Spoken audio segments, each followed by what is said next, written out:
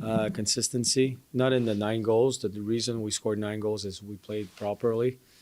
Um, but from start to finish, even the first shift we got scored against, but the intentions were right. Um, Consistency, I thought we played really well the whole game and creating those habits, learning from the failures, learning from the success. It's a different mindset when you have some success. Um, but we played the right way. We were losing puck races. We were running our routes. We're a fast team, but we can get faster. And that was their challenge yesterday. I said, well, I want us to get faster. And they did. Um, their tracking was, the effort was there. The intensity was there. So just, we can do it. And how do we learn from this? How do we grow from this? And it comes from, how did you prepare? How did you motivate yourself that day? What was your language? Like just food for thoughts in general, but you learn from the mistakes, you learn from the good moments, and we move forward. You guys have been through a bunch of tough stuff so far this year. How nice is it to just have a practice like this where you come in and everyone feels good, Yeah. and the mood is a lot lighter, and just all that for practice. So you can sense it, right? Yeah. That's winning does a lot of good things, but winning the right way is huge. But the buy-in is there. They're all in. They want to do it right, and when you win those games, it's not so much about the 9 goals. It's how we played as a team. The bench was alive. The guys were ready when they called their names to go on the ice. I mean, we've made mistakes. I'm sure I made one or two during the game for sure. But at the end of the day, the intentions were right. We were prepared. They prepared themselves, and we played the right way. So to reinforce that, to know how it feels, because we know how it feels to be frustrated and pissed off.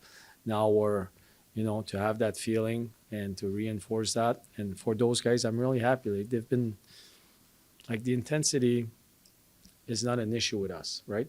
So it's that game was good for us in every way. I think just with five on five, looking at 5-on-5 ice time with the forwards, I think all the forward lines were pretty much equal, like dead on. Yeah.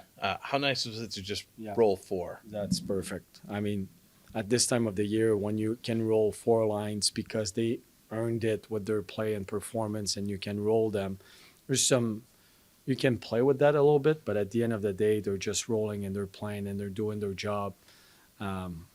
It's good, especially after ending such a heavy loaded schedule that we had. There's still some fatigue about it. It doesn't go away just because we had a day off. But in order to recover from that, being able to play 4 lines and not overplay some guys, it makes a difference. I think the key was Veronkov's ability to play in the middle. How long did you think about putting that Russian line together? And do you remember the moment you guys agreed as a coaching staff to give that a shot? Well, we've been thinking about it for a while, and then we were still looking for chemistry, and we had a conversation with Marchenko,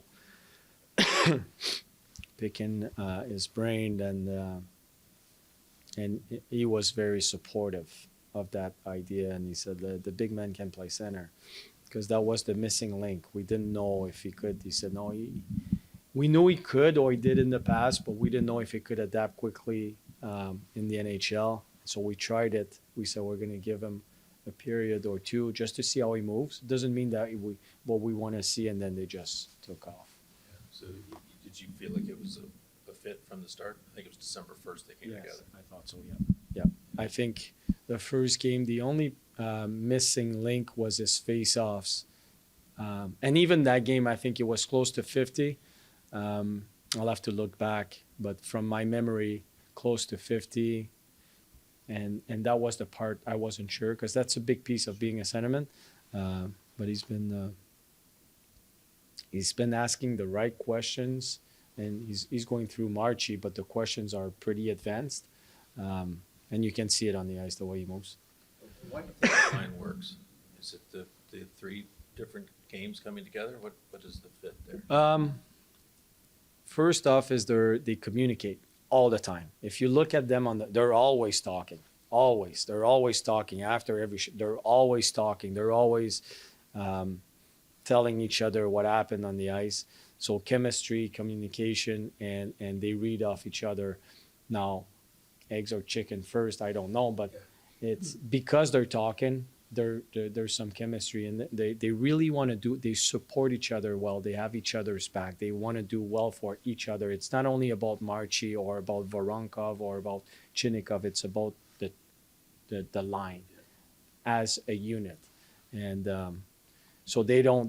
You'll see in the D zone, if I push it a little bit here, you'll see interchange with Voronkov and either Marchenko but they always replace each other. So we're still within our system, but they do it so quick that it's seamless, and we're still in good position to defend properly. And they break so many plays because of that, because they're connected. And so I think communication, trust. They trust each other.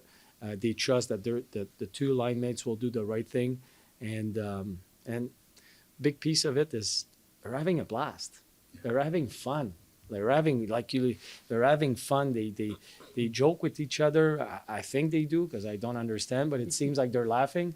They enjoy the challenges. They're good teammates, but they really connect. They're connected, and part of it is because they're having fun together. Do you have a name for that line? We're struggling to come up with it. Oh, You just call it the Russian line? yeah. They told me a name, but I can't repeat that. So it's a good one. Don't dig for it. Like they won't tell you. But I no. I just I don't have a name for them. Now I'm intrigued. Yeah. Well, I don't even know the meaning either. So How close is Severson? close. I think we might see him before Christmas. How many times did you watch Marchenko's goal last night? A few times, but not more. We know he can.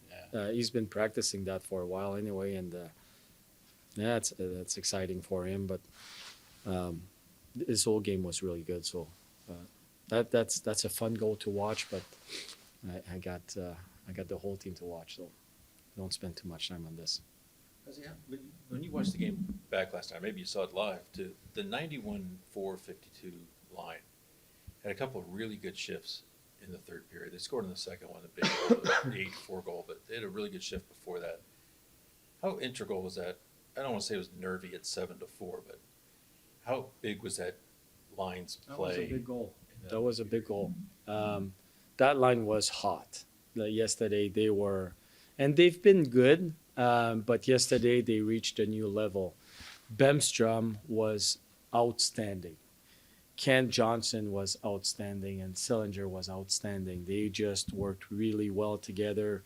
The work ethic, the pace, the battle level, the responsibilities, defensive responsibilities, but also the poise to make plays. Even when they scored that goal, we still have a big lead, but we've been hurt in the past, so it could affect them. And just didn't. They just kept playing. I thought that line was outstanding last night.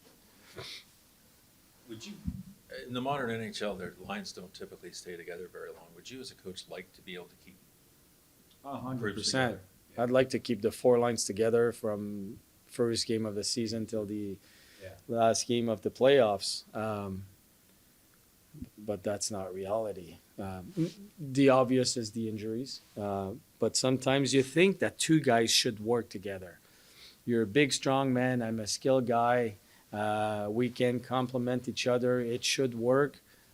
Somehow it doesn't. And we can't force it. And so on the other side as well, we can't force chemistry if we don't think two guys are not fit for each other, and then there's a few sequences where they connect. Then we can't force it either way. But having consistency in your lines, that's what you're looking for. That's why you change your line, so you find it and then you don't move them for a certain period of time. But you need to find it first, and sometimes it takes I remember in Winnipeg, our first few years, we were changing. Like we didn't know before every game. We were like, okay, like it's a big piece of the puzzle. We don't know who should be where, and that's where we were at that stage in the organization. and and at some point, okay, we have our top line. It was, and then you have, okay, these guys are here. They work well well together. We're not going to move them. Then you move to the second layer. I feel we have that with the Voronkov's line. Um, I hope so, certainly. But again, it's based out of performance, work ethic, and all of that. Um, but that'd be the best case scenario, but it never happens. Have you seen Sillinger making himself more of a complete center, even while he's maybe not scoring goals? A, and then I guess B would be, how big could it be for you guys if he then also, we know he can score goals. 2 years ago, Scored 16. 16 Yeah. as an 18-year-old. Yeah. I mean, so if he can start scoring goals along with the other stuff, how big of a So boost we know could it's that be? there. We know it's there, but I've said that before. We're not. We don't want to develop just good hockey players. We want to, and that's a big word, but we want to develop champions. I mean, we're aiming for the stars right now, and that's our goal. And that's our goal. We want to develop champions in the playoffs. And in order to do that, you can't be just an offensive guy and you don't. So if your game is not there one day and you're just an offensive guy, what do you bring to the team? How do you help the team winning that day? So building his game from the defensive side first, because we know he can shoot the puck. He scored 16, and that's something as the youngest player in the league back then. But develop him as a 200-foot playoff player that can win in the playoffs. And he's bought into that concept. Everybody wants to score goals, but I think everybody wants to win the Stanley Cup even more. And in order to do that, we're trying to build champions. And Sillinger is one of those guys where, so now our PK is doing really well since the beginning of the season. He's a big piece of that. His last game, his offense was coming from his great defensive plays, whether it was a one-on-one or a foot race or killing a play when he could have. And he ran his routes. So when we got the puck back, he was in good position to transition. So all of that, all of those components that make him a better 200-foot player. So that's something we're working on. It takes time to do that and then to create consistency in that. But the last game was a real good, I'd say, foundation for him. Do you have an update on Razovic at all? Most likely after Christmas. Has he hosed a couple more? I don't know what you can say publicly, but how's Steve McCarthy? So Steve came here this morning. He's feeling much better, but he left. He's obviously concussed, so I don't know what's going to happen tomorrow if he's going to be behind the bench. But he was told not to skate, but he's getting better. Thanks for asking.